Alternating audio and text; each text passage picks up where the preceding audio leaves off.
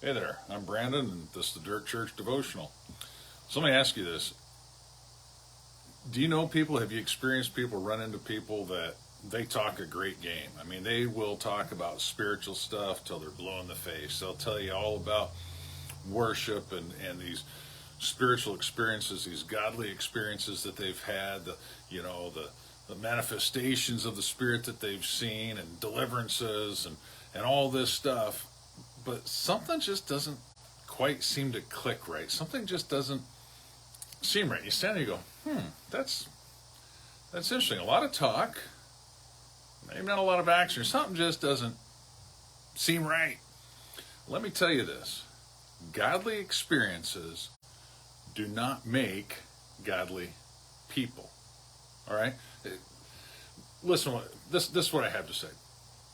Moses, back in the book of Exodus, Moses was invited by God, or told by God, to come on up to Mount Sinai. He was going to give him the Ten Commandments and so forth. And you can find this in Exodus chapter 24. This is actually at the recommitment of the covenant. He told Moses, he says, I want you to come up the mountain, and with you, I want you to bring Aaron, who's Moses' brother, who was going to serve as priest, high priest. So I want you to bring Aaron. I want you to bring Nadab and Abihu, who were Aaron's sons. So they were also going to be priests. Aaron actually had four sons: Nadab, Abihu, Eleazar, and Ithamar. Anyway, he said, I want you to bring Nadab and Abihu and 70 of the elders, and they can come up, but nobody else can come up the mountain. And so Moses and Aaron and Nadab and Abihu and the 70 elders, they went up a certain distance, and they got to be in God's presence. All right, I mean, check that out. They got to have this godly experience.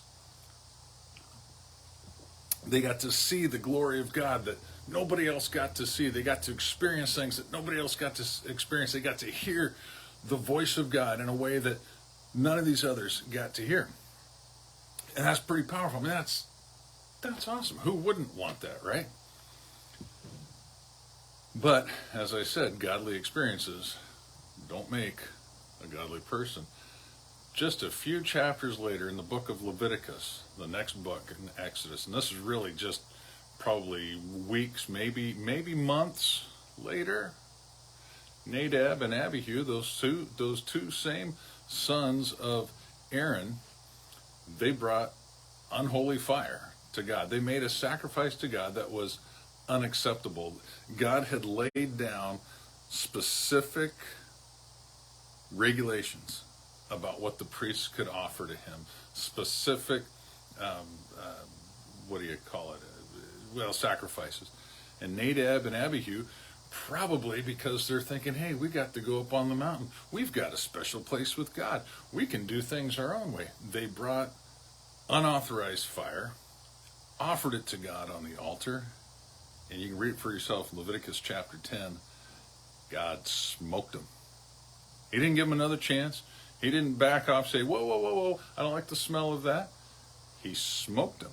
He killed them right where they stood. To whom much is given, much is required. Now, you might sit here and go, whoa, well, who then can stand before God? Well, it's the person that's got a humble heart. The problem with Nadab and Abihu is they had this experience, and because of this experience, they thought that they were in a special place. Just because you've had a special experience doesn't put you in a special place. No, in fact, it makes you more accountable, more responsible. We can't judge whether or not God is pleased with us based on the experiences that we've had. We can judge whether or not God is pleased with us by our response to him and our humility before him. Now, Aaron's other sons, Eleazar and Ithamar, they got to continue as priests. They didn't go up the mountain, but they got to continue as priests because they had the right heart, the right attitude. See, it's not just about the experience. It's about the heart. It's about the humility towards God. It's about having that relationship with him. So can I challenge you today? Don't run after experiences, run after God. Don't run after the oohs and the ahs and the goosebumps, but run after a relationship with him. Build that with him, and he'll be pleased. and you'll have a right relationship, a right standing, a blessed time with him. Yeah, that's all I got for now. Chew on that. Talk to you next time.